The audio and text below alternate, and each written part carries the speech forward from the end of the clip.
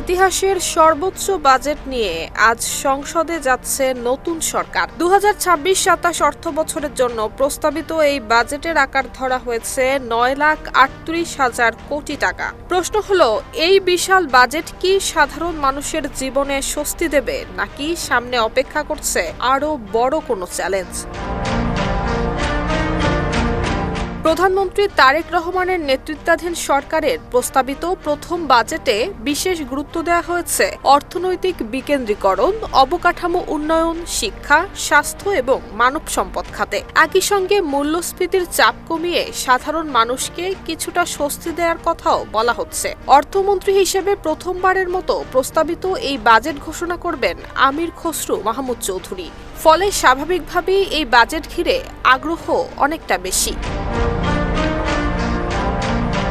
এবার আসা যাক উন্নয়ন ব্যয়ের প্রসঙ্গে। এই বাজেটে উন্নয়ন কর্মকাণ্ডে বিশেষ গুরুত্ব দেওয়া হয়েছে। প্রায় 3 লাখ কোটি টাকার বার্ষিক উন্নয়ন কর্মসূচি কিংবা এডিপি চূড়ান্ত করা হয়েছে। একই সঙ্গে গ্যাস, বিদ্যুৎ, সার এবং খাদ্য আমদানিতে ভর্তুকি ও প্রণোদনার জন্য বরাদ্দ করা হয়েছে 1,17,000 কোটি টাকারও বেশি। তবে এত বড় বাজেট বাস্তবায়নের জন্য প্রয়োজন বিপুল রাজস্ব। সে কারণে রাজস্ব আদায়ের লক্ষ্য ধরা হয়েছে রেকর্ড 6,95,000 কোটি টাকা, যার বড় অংশ সংগ্রহ করতে হবে এনবিআরকে।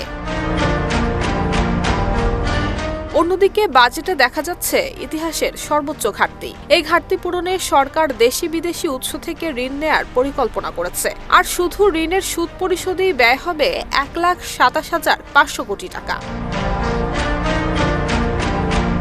নতুন বাজেটে বাড়তে পারে বেশ কিছু পণ্যের দাম।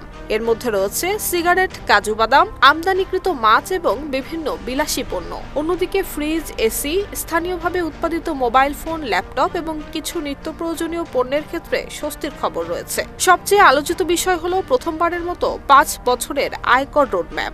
এর আওতায় ধাপে ধাপে করমুক্ত আয়সীমা বাড়ানো হবে।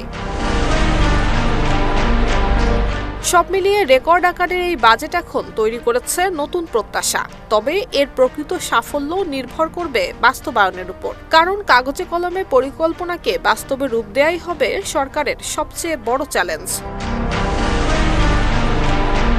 Desk report, Dhaka post.